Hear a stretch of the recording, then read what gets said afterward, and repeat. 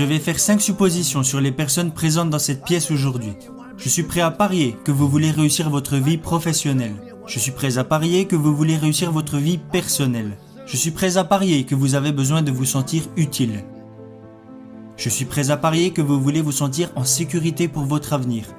Et le 5e point est que je suis prêt à parier que vous voulez aller au paradis. Je vais maintenant vous donner un plan simple pour réussir les 5, parce que vous n'avez pas besoin de sacrifier votre vie religieuse ou votre vie personnelle pour réussir professionnellement. Tout est lié et ce n'est pas compliqué. J'ai toujours essayé de ne jamais me compliquer la vie. Vous rendez-vous compte qu'un arc-en-ciel comporte seulement 7 couleurs ? Seulement 7. Regardez ce que Michel-Ange a réussi à faire avec ces 7 couleurs. Il existe seulement 7 notes de musique.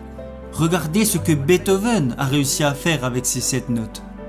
Il existe seulement 10 chiffres. Regardez ce que Bernard Madoff a réussi à faire avec ces 10 chiffres. Le point que je veux soulever est que la vie n'a pas à être compliquée. Vous avez besoin de 4 choses dans votre vie. Et s'il vous manque une de ces 4 choses, vous ressentirez un vide énorme. Premièrement, tout le monde a besoin d'avoir quelque chose à faire. Deuxièmement, tout le monde a besoin d'avoir quelqu'un à aimer. Troisièmement, tout le monde a besoin de croire en quelque chose et dans mon cas, je crois en Jésus-Christ, notre Seigneur et notre Sauveur. Et le 4e point dont vous avez besoin dans votre vie est que vous devez avoir un but à atteindre. Que voulez-vous faire maintenant ? Ayez des buts et des rêves ambitieux. Je crois que c'est absolument essentiel. Ne reproduisez pas les erreurs que j'ai commises. J'ai fait beaucoup de choses stupides dans ma vie, mais laissez-moi vous révéler la bêtise que je regrette le plus. Quand j'ai débarqué à l'université de Notre-Dame, j'ai pris l'équipe qui était au plus mal pour la mener au sommet pendant 9 années consécutives. Chose que personne n'avait réalisée avant et que personne n'a refait depuis. Nous sommes arrivés au sommet et nous y sommes restés. Voilà la chose que je regrette le plus.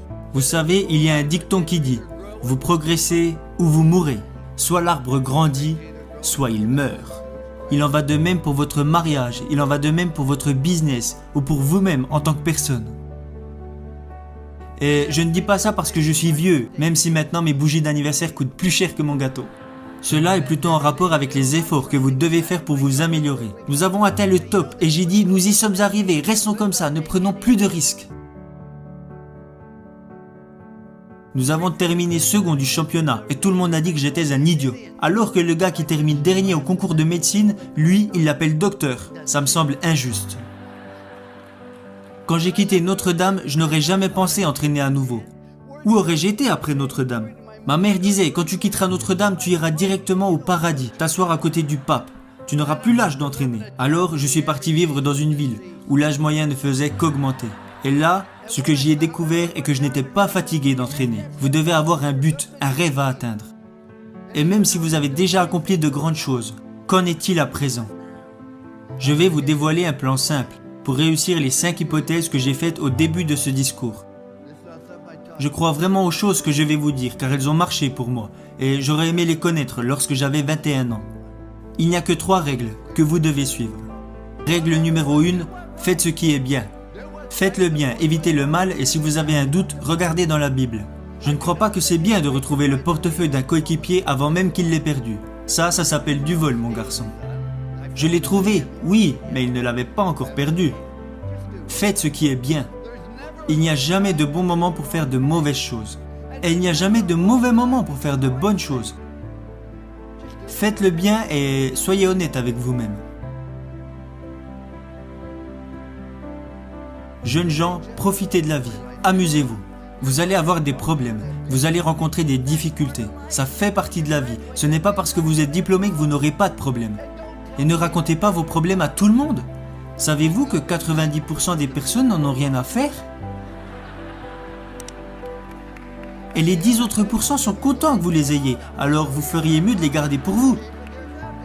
Vous allez avoir des problèmes, alors amusez-vous dans tout ce que vous faites. Et si vous aimez vraiment ce que vous faites, les gens prendront du plaisir à être à vos côtés. À chaque fois que je me réveillais les jours de match, je me disais « Aujourd'hui sera une journée incroyable ». Et je le pensais vraiment, car si vous aimez vraiment ce que vous faites, les gens prendront du plaisir à être à vos côtés. Règle numéro 2. Faites du mieux possible avec les capacités que vous avez et le temps qui vous est donné. Vous savez, tout le monde n'a pas les capacités d'être en équipe première. Mais tout le monde se doit de donner le maximum qu'il est capable de donner.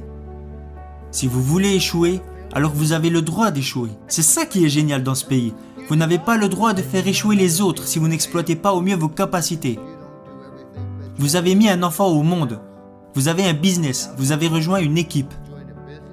Vous avez des obligations et des responsabilités envers d'autres personnes. C'est pourquoi vous vous devez de donner le maximum de ce que vous êtes en mesure de donner, dans tout ce que vous faites. Ce n'est pas compliqué. Vous savez, jeunes gens, je suis né avec une cuillère d'argent dans la bouche. Je suis né à Follansbee, en Virginie occidentale. Je suis repassé à l'endroit où je suis né hier, vers 22h30. Je suis né dans la cave de ma maison, mis au monde par le docteur McGraw.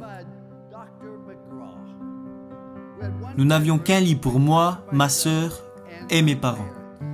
Nous avions une demi-baignoire et une petite cuisine. Et nous avons vécu dans cette maison pendant plus de 7 ans. Il n'y avait pas d'aide sociale à l'époque, nous n'avions pas de coupons alimentaires et nous n'avions pas d'argent de côté. Mais j'ai toujours eu assez à manger, parce qu'à chaque fois que je voulais me resservir, mon père me disait « Non, tu en as déjà eu assez ». Mais la raison pour laquelle je dis que je suis né avec une cuillère d'argent dans la bouche, mon père avait arrêté l'école en CM1, voilà toute l'éducation qu'il avait.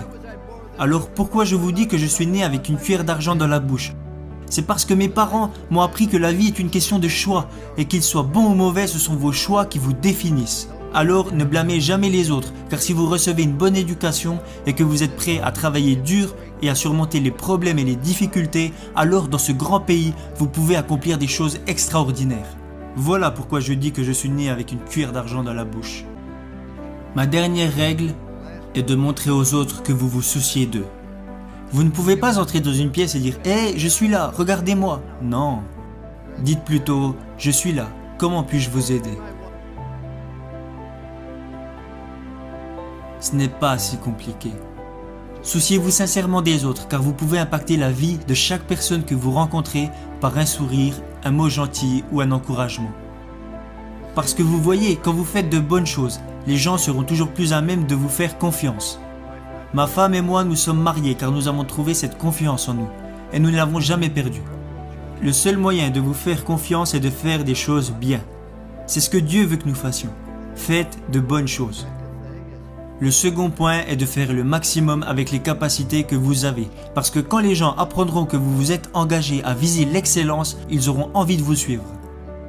Aidez les autres et souciez-vous d'eux, parce que beaucoup d'entre vous vont avoir du succès et gagner beaucoup d'argent, mais quand vous mourrez à la fin, à quoi vous servira-t-il ?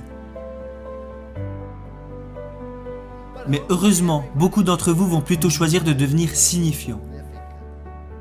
Être signifiant, c'est quand vous aidez les autres personnes à réussir. N'est-ce pas là vraiment le but de la vie ?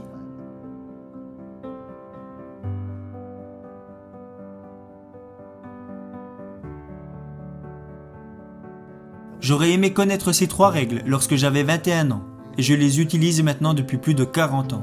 C'est pour cela qu'il y a une statue de moi devant l'école, même si je pense qu'ils l'ont plutôt mise là pour que les pigeons puissent se reposer. Mais si vous la regardez bien, il y a 3 mots inscrits au pied de cette statue. Confiance, engagement, amour.